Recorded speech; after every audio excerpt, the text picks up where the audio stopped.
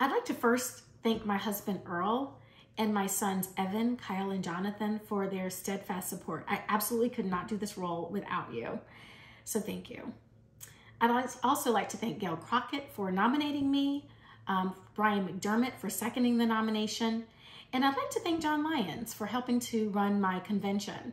And it is absolutely my honor to accept the nomination to be the Democratic Party candidate for the 19th State House District. Thank you.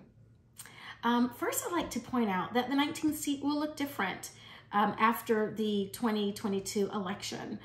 The seat is currently a 3-town district, so it has West Hartford, Avon, and Farmington. Once January and the new person, I hope will be myself, goes into that seat, it will be a 2-town district consisting of more of West Hartford and Avon. So I just think that's really important to note. For most of my time in the House, I've been serving throughout the pandemic. And we have really had, as Connecticut as a whole, a very robust response in so many ways. But I think it's important to point out that we've had some issues and a lot of successes. And one of the things I'd like to show is like something that we might think is a small thing, but is significant. It has to do with the way that we're supporting our restaurants. So by extending outdoor dining, which did not exist the way that it does today, it did not exist this way before. We are doing something to support restaurant owners, restaurants, and they are supporting their families.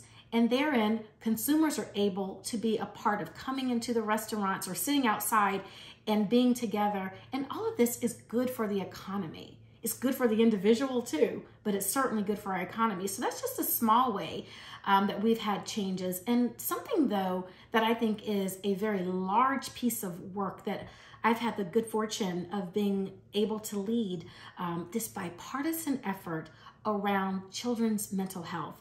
And we have a crisis that is afoot at this point. And we realize that the state of Connecticut really does not have all of the supports in place in order to really support children's mental health and the needs that come with that. So I was fortunate enough to be able to lead this work, which is now House Bill 5001. It has been called by Connecticut Children's as transformational. It's a very comprehensive, robust bill that I am so pleased to be able to work on to address this issue. And I think that is an important part of what I've been able to do. And I have to say, one of the ways that I knew about this is not just through some lived experience, but it's also from listening. And I have found that one of the key skills to have in this role is that of listening. I need to listen to you. I need to listen to the constituents and really engage so that I can take the voices to the Capitol, your voices to the Capitol, and help to advocate for what it is we need in our community and what we need throughout our state. So I really hope that I will continue to be able to stay in this role, that you will continue to have confidence in me, and it would truly be an honor to continue to serve.